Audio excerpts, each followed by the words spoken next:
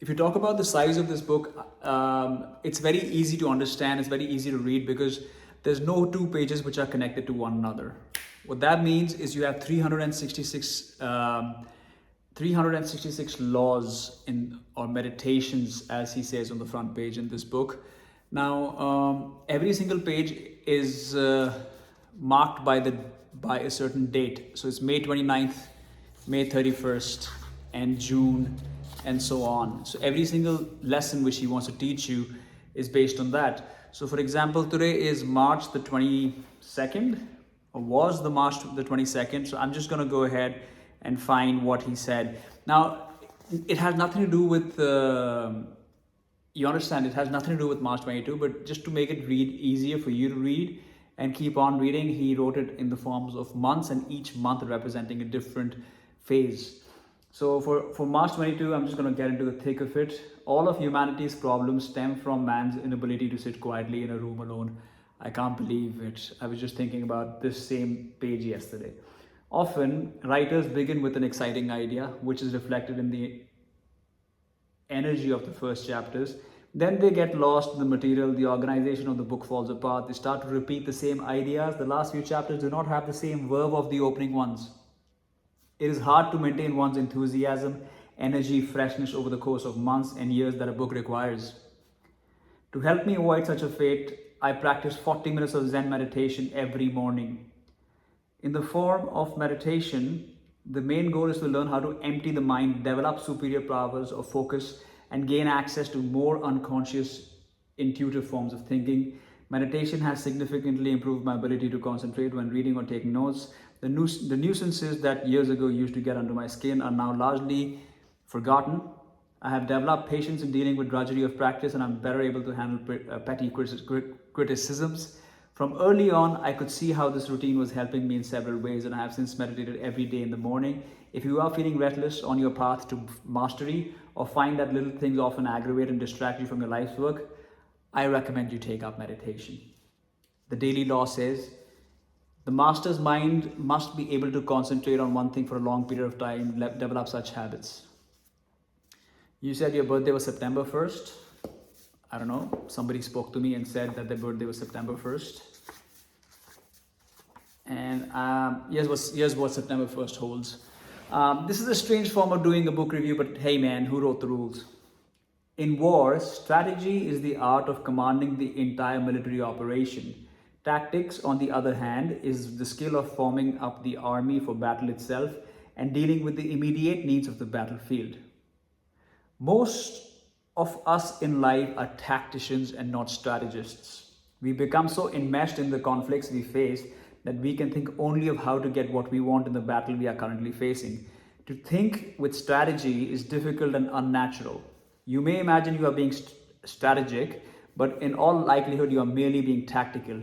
To have the power that only strategy can bring, you must be able to elevate yourself above the battlefield, to focus on your long-term objectives, to craft an entire campaign, to get out of the reactive mode that so many battles in life lock you into. Keeping your overall goals in mind, it becomes easier to decide when to fight and when to walk away. This makes the tactical decisions of daily life much simpler and more rational. Tactical people are heavy and stuck in the ground. Strategists are light on their feet and can see far and wide. What are you on the spectrum? This is one of the more difficult to understand pages or lessons. So you get the idea, right? He's taken from inspiration from all of his other books. He's written a book on mastery. He's written a book of getting power. He's written a book on on seducing people. He's written an outstanding book, probably in my top 10 books of all time. The Laws of Human Nature is written by this gentleman, Robert Greene. He took 6 years to write Laws of Human Nature, and he became paralyzed in the process. And he said, it's my magnum opus. Tomorrow I can die, and I'll be happy I became paralytic. I won't take the book back for anything. So he's a crazy guy, okay? He's not your average Joe. He's not your average author. Robert Greene is a force to reckon, a force to mess with.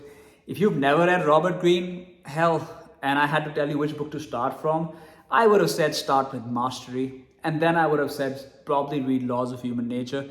And then I would have said, hey, what do you think? You like the first two books? If you like the first two books, you can probably go on to Daily Laws. But if you don't want to read those two books and you just want to get into the thick of the action, I mean, just want to jumpstart your self-improvement process, The Daily Laws by Robert Greene is a fantastic book.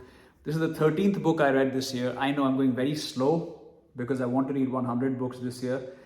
Today is March 22. We're going to do it, dude. Where there is a will, there's 10 ways. So yeah, that was a review of Robert Greene's Daily Laws. I absolutely hated this book for the second quarter, I want to say. Between 25% and 50%, I was hating this book. And then once you're through with the half of the book, once you're into the month of June, which month which I was born in, you're in a good territory. So all in all, absolutely brilliant book, The Daily Laws by Robert Greene. It's a complete home run by this guy. And I've read all of his books now. There's a book which he wrote called 33 Strategies of War. And he also wrote a book called The 50th Law with 50 Cent. I haven't read that, unfortunately. That's the only book I haven't read by him. And I will probably read that also this year. You can go buy. Link in the description to buy the book. Give it to a loved one. You never know. They might just read half of it and their life might change. How did my life change with this book? I discovered the shadow. The shadow. The shadow. It's a Carl Jung concept. It's about the living and waking life and how we all have a persona which we wear. But hidden beneath us, especially me, is a shadow which is completely silently watches everything we do, and it might not be a very good thing, you know. So when I'm completely blackout drunk, that shadow comes out. But I want to be friends with that shadow. I want to embrace it. I want to use it in my day-to-day life because he says I must, to unlock my most creative self. I want to get less distracted by noises. I want to go to a noisy bus stand and read a book. By the way, I didn't just read it on this. I was a nice guy and I even got this on the Kindle. I paid for both the things. So this book is unfortunately not available on audiobooks just yet. But I suggest you don't make any excuses. And today is a great day to change your life. Always do what you're afraid to do. Another one of the quotes I read in this book which appealed to me. I might get that tattooed someday.